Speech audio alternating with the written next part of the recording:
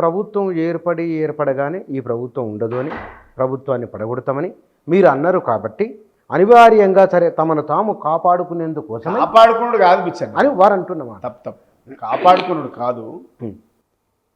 ఆనాడు పార్టీలు మారి రావడానికి ఈ రాష్ట్రంలో పార్టీలన్నీ మస్కబారిపోయినాయి. పార్టీలు లేవు, రాజకీయ మనుగడ లేదు. తెలంగాణ ఉద్యమం పేరు మీద వచ్చినటువంటి ఒక బీఆర్ఎస్ఏ తెలంగాణకు శ్రీరామ రక్ష అనేటువంటి భావనతోని అన్ని పార్టీల రాజకీయ నాయకులు స్వచ్ఛందంగా పార్టీలో చేరిండ్రు. ఎవరు చేరిన స్వచ్ఛందంగా? మిగిలిన పార్టీల లీడర్లు. ఆ రోజు చెప్పిన మాట తెలంగాణ పునర్నిర్మాణము, తెలంగాణ రాజకీయ పునరేకీకరణ, ఈ పదాలు. ఇవాళ ఈ ప్రభుత్వం మేము ప్రజల మ్యాండేటరీ ఉన్నది, ప్రజలు ఎన్నుకున్న ప్రభుత్వం, ప్రభుత్వాన్ని పడగొడతామంటే దీన్ని కాపాడుకోవాల్సిన బాధ్యత తమపై ఉన్నది. కాబట్టి నేను చెప్తున్నాను వాళ్ళు సమర్థన. అది ప్రభుత్వాన్ని పడగొడతాం అన్నోడే అందరికంటే ముందుగా పోయి కేసీఆర్ ఎప్పుడు మాట్లాడలే కదా. ప్రభుత్వాన్ని పడగొడతామని కేసీఆర్ మాట్లాడిండా, హరీష్ రావు గారు మాట్లాడిండా, కేటీఆర్ గారు మాట్లాడిండ్రా? ఎవడైతే మాట్లాడిండో అందరికంటే ముందుగా వాడే లైన్లో ఉన్నాడు. మేము అనలే ఎప్పుడు పార్టీలా, మా వాయిసే కాదు, ప్రజలు మాకు ప్రతిపక్ష హోదా ఇచ్చిండ్రు, మేము ప్రతిపక్ష హోదా 5 సంవత్సరాలు చేయడానికి మేము రెడీ. ఆయన స్టేట్మెంట్ ఇచ్చినప్పుడు బీఆర్ఎస్లో ఉన్నాడు కదా. నేనేమంటున్నా, బీఆర్ఎస్లో ఉన్నాడో అంతకుముందు లోపాయికారు ఒప్పందం చేసుకుంటూ ఎవరికి ఎరక. ఇలా మాట్లాడినోడే ఆడు ఉన్నాడు, ఎవరు లేడీడ. బీఆర్ఎస్ కాంగ్రెస్ను పడగొడతాం అన్నోళ్ళు అందరూ అన్నీ ఉన్నారు. మేము అనలే ఎప్పుడు కూడా ఎక్కడ అనలే. మేము ఇలా అన్నోని పోయి అడగాలి. ఇలా మీరేమన్నారు, రాజీనామా చేసినోడు మాత్రమే తీసుకోవాలని చెప్పారు. మేము అదే అడుగుతున్నాం. మా పార్టీలో గెలిచినటువంటి వాళ్ళని రాజీనామా చేయించండి, మీరు పార్టీలోకి తీసుకొని మళ్ళీ పోటీ చేసి గెలిపించుంటారు అని చెప్తున్నాం. ఎందుకు మీకు అంత భయం? ఇంటింటికి పోయి కండవ కప్పుతుండ్రు కదా. నేనేది ఏంటంటే ఇంటింటికి వెళ్ళి కండవ కప్పుతుండ్రు. ఎందుకు ఆ దుస్థితి ఎందుకు వచ్చింది అంటున్నా. అంటే ఆ ముఖ్యమంత్రి దగ్గరికి మిగతా వాళ్ళు వస్తే ఈ ముఖ్యమంత్రి వాళ్ళ దగ్గరికి వెళ్తున్నాడు. నేను ఏమంటున్నా, ఆ రోజు మీకు తెలుసు తెలంగాణ ఉద్యమంలో మేమందరం కలిసి పనిచేసినాం. తెలంగాణకు అనకపోతే, తెలంగాణతోనే అంటకాకపోతే రాజకీయ భవిష్యత్తు లేదనేది ప్రతి నాయకుడికి తెలుసు. ఆ రోజు అనివార్యం, ఈరోజు మీకు అనివార్యం. అప్పుడేమో నాయకుడికి అనివార్యం, ఈరోజేమో కాంగ్రెస్ పార్టీకి అనివార్యతగా మారి ఇలా పిలిచి బెదిరించి ఇలా మా మైపాల్ రెడ్డి గారిని వాళ్ళ తమ్ముని జైల్లో పెట్టి కేసులు పెట్టి మైనింగ్స్ పేరు మీద దాదాపుగా 2 నెలల నుంచి సతాయించి బెదిరించి తీసుకున్నారు ఆయనని. గత్యంతరం లేకుండా ఇలా మా మైపాల్ రెడ్డి గారు కాంగ్రెస్ పార్టీలో చేరిండ్రు. ఇట్లా ప్రతి ఎమ్మెల్యేలు మీరు టాలరేట్ చేసి మీరు బెదిరించి కాంగ్రెస్ పార్టీలో కండవ కప్పుకుంటూ ఉన్నారు. ఇలా పోయినాడు కూడా నాకు తెలిసి ఒకరిద్దరు తప్ప చాలామంది పోయినోళ్ళు కూడా హ్యాపీగా లేర్పించాను అని మీకేం తెలుసు? అరే తెలియదా? రాజకీయ పార్టీలు మీరు పంపిన వాళ్ళని మేము పంపలేదు, వాళ్ళే తీసుకున్నారు. ఎందుకంటే బెదిరించి తీసుకున్నారు. మేమెందుకు పంపుతాం? వాళ్ళు బాగలేరనే విషయం మీకే అంటే బయట చర్చలు ఇదే రాష్ట్రంలో ఉంటాం కదా, అన్ని రకాలుగా తెలుస్తాయి కదా సమాచారం. ఇలా పోయిన వాళ్ళు కూడా ఎవరు హ్యాపీగా లేరు. అంటే ఇది మనం అవతలోళ్ళకు చెప్పేటువంటి నీతులు పాటించడం కూడా రాజకీయ విలువలకు తావిస్తుందని అంటున్నా నేను. రాజకీయ విలువలు లేకుండా మాట్లాడడం, రాజకీయ విలువలు లేకుండా మేము వాళ్ళు చేసిండ్రు కాబట్టి మేము చేస్తున్నామంటే తెలంగాణ అనివార్యత.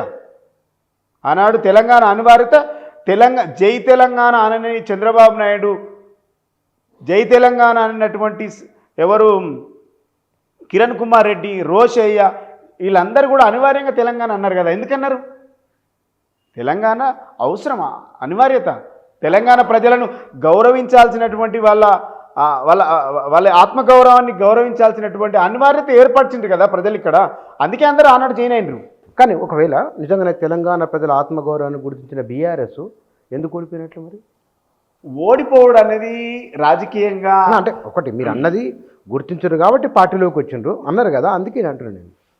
బుచ్చన్న, ఒకటి గెలుపు ఓటములు అనేది ప్రజాస్వామ్యంలో అది కామన్ వర్డ్. ఇక్కడ మీరు ఆత్మగౌరవం అనే పదాన్ని ఆత్మగౌరవం అట్లంటే రాజకీయ విధానాలు. నేనేమంటున్నా, కాంగ్రెస్ పార్టీ తెలంగాణ ఇచ్చిన తర్వాత కూడా ఒకవేళ సహకరించిన బీజేపీ కూడా కాదని, కాంగ్రెస్ ఇచ్చిన తెలంగాణను కాదని కూడా బీఆర్ఎస్కు 2014లో గెలిపించిండ్రు. మరి దాన్ని ఏమంటారు?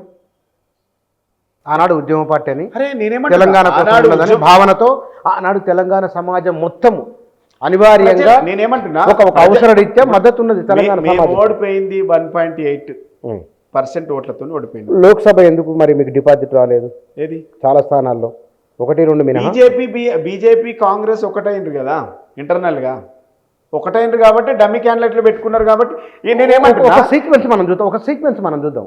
నేనే చెప్తా సీక్వెన్స్. 1.80% ఓట్లతో అధికారానికి దూరమైన బీఆర్ఎస్ ఒక 2-3 నెలల వ్యవధిలో డిపాజిట్లు కోల్పోయే స్థితి ఎందుకు వచ్చింది? ఏమై ఉండవచ్చు? Congress party BJP party internal గా ఒప్పందాలు కుదుర్చుకున్నాయి కాబట్టి డమ్మీ క్యాండిడేట్ అంటే అసెంబ్లీ ఎన్నికల్లో కుదుర్చుకోకుండా లోక్సభ చెప్పండి. కిషన్ రెడ్డి గెలవాలంటే కిషన్ రెడ్డి గారు రేవంత్ రెడ్డి గారు వీళ్ళిద్దరు ఒప్పందం వల్ల దానం నాగేందర్ను తీసుకుంటారు. దానం నాగేందర్ బీఆర్ఎస్ పార్టీ నుంచి తీసుకొని ఆయనను పోటీకి నిలబెడతారు. డమ్మీని పెట్టి కిషన్ రెడ్డి గెలవడానికి ఇక్కడ ఒక ఒప్పందం. మహబూబ్ నగర్ జిల్లాలో బీజేపీ డీకేఆర్ని గెలవడానికి అక్కడ డమ్మీ క్యాండిడేట్ని పెట్టుకుంటారు. చేవెళ్లలో కొండ విశ్వేశ్వరరెడ్డి గెలవడానికి అక్కడ ఒక క్యాండిడేట్ని పెట్టుకుంటారు. మల్కాజ్గిరిలో బీజేపీ క్యాండిడేట్ గెలవడానికి అక్కడికి వెళ్ళి మైగ్రేట్ అయినటువంటి క్యాండిడేట్ని తీసుకొచ్చి అక్కడ పెట్టి అక్కడ సహకరించుకుంటారు. ఇలా మెదక్ల క్యాండిడేట్ గెలవడానికి పాపం ఆయన అప్పటికే 2-3 పార్టీలు తిరిగిండు, ఆయనను తీసుకొచ్చి మీరు అక్కడ పెట్టుకొని డమ్మీ క్యాండిడేట్ని పెట్టి ఇలా మీరు అక్కడ పోటీలు. ఇక్కడ ఈ రాష్ట్రంలో దాదాపుగా 8 నుంచి 10 సీట్లు డమ్మీలను పెట్టుకొని బీజేపీకి ఇంటర్నల్గా సపోర్ట్ చేయడం వల్లనే బీజేపీకి 8 సీట్లు. వాళ్ళు డమ్మీలు అంటే వాళ్ళు మరి ఫీల్ అవ్వరా? డమ్మీలంటే ఫీల్ అవ్వరంటే దానం నాగేందర్ డమ్మీలు అంటే వాస్తవం. ఎమ్మెల్యే గెలిచిన వాళ్ళు సహకరించుకున్నారు అంటున్నా. ఎమ్మెల్యే అయినాక ఎంపీ ఎందుకు చెప్పు నాకు? ఎమ్మెల్యే అయినాక ఎంపీ ఎందుకు? సర్వేలో ఎవరికైతే తక్కువ వచ్చినాయో గాలినే పెట్టుకున్నారు. అని మీకెట్ట తెలుసు? అరే తెలుసు కదా, ఎందుకు తెలియదు? మీకెట్ట తెలుసు? ఆ పార్టీలు ఈ పార్టీకి తెలుస్తుంది, ఏ పార్టీ అని తెలుస్తుంది. పార్టీకి వెళ్ళిపోయిన వాళ్ళు ఫీల్ అవుతున్న విషయం మీరే చెప్తున్నారు. వాళ్ళకి అంటే ఆ పార్టీలో జరిగేది మీకు ఎట్లా తెలుసు? బ్రహ్మ పదార్థమా? ఇలా ఇన్ఫర్మేషన్ దొరకకపోవడం అంటే మీ వాళ్ళు దాంట్లో ఎవరైనా ఉన్నారా? అక్కడ సమాచారం ఇస్తారా? ఇది ఓపెన్ సీక్రెటే కదా, ఇదేమో సీక్రెటా? ఓపెన్ సీక్రెట్ కదా, అందరు చర్చించుకుంటుందే కదా. మీకు ఎట్లా తెలుస్తుంది అంటే నీకు తెలియదా? మీకు తెలియదా? కాదు, డమ్మీలను పెట్టుకున్నారు బీజేపీ జర్నలిస్టులుగా అంటున్నా. మీకు తెలియదు ఇవన్నీ? అవును, నేను రాజకీయ అక్కడ ఎంపీలు చేసే వాళ్ళకి ఎవరికైనా తెలుస్తుంది. దీంట్లో ఎవడో ఏజెంట్ ఉండాల్సిన అవసరం లేదు, ఎవడో కోవర్ట్ ఉండాల్సిన అవసరం. 24 ఏళ్ళ నుంచి ఉంటున్నా కదా పాలిటిక్స్లో, తెలియదా మాత్రం?